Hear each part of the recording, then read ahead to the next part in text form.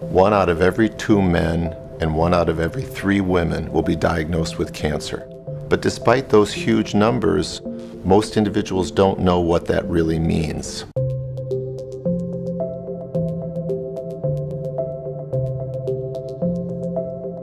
At the simplest level, cancer or cancer cells are cells that have lost the ability to follow the normal control that the body exerts on all cells.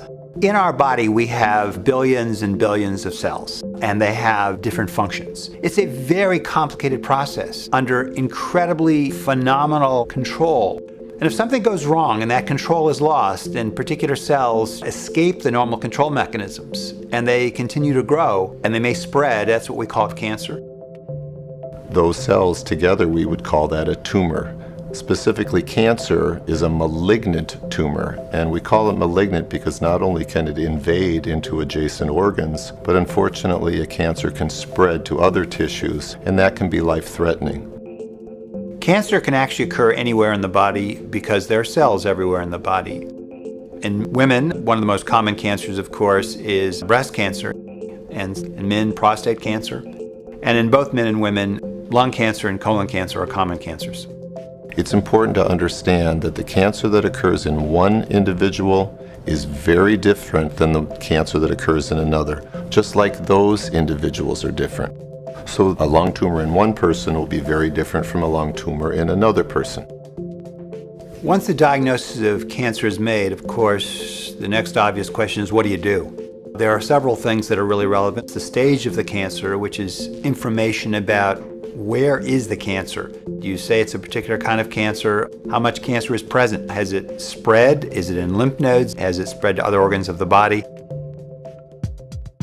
Cancer treatment actually is very complex. And part of the reason is because cancer is this constellation of over 200 different diseases. They have common characteristics, but they're all very different from each other. In addition to that, the cancer itself is not homogeneous. There may be 3 or 4 or 5 or 6 different slight variations in the cancer cells that are there. People ask, why? Why does my cancer not go away? It shrunk by 70%. What's wrong with the other 30%? Well, it's probably a different subtype of that cancer, which is going to require a different kind of treatment. There are 3 primary therapies for cancer: surgery, radiation, and chemotherapy. Surgery works by directly removing the tumor. The radiation therapy provides X-rays to kill individual cells, and the chemotherapy provides chemicals that can kill those individual cells, but they have side effects. The best therapies that we can produce really are the result of optimizing the amount of tumor that we can kill by any treatment and minimizing the amount of damage that we cause to the normal cells that would be affected by that treatment. At Cancer Treatment Centers of America, we have a very robust integrative oncology program. Integrative oncology is taking those conventional oncology treatments and integrating those with therapies like acupuncture, naturopathic medicine, chiropractic, nutrition, to blend those together and to create the most appropriate treatment plan for that individual patient at that moment in time. Cancer Treatment Centers of America has invested in a model in which all of the effects of cancer and its therapy are aggressively treated and managed. It's not just enough to kill the cancer if we don't treat the pain, the fatigue, the depression, or the anxiety that comes with a diagnosis of cancer. Receiving a diagnosis of cancer can be a frightening thing. The good news is that today is probably the most exciting time in history in terms of the treatment of cancer.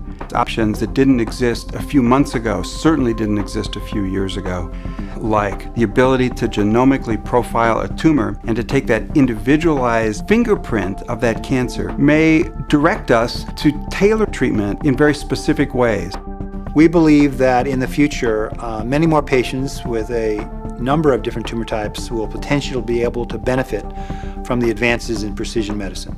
There are very hopeful options that are available to us as clinicians to make a difference in patients' lives. And it's therefore just as important for patients to know that so that they have those hopeful options and they take advantage of them.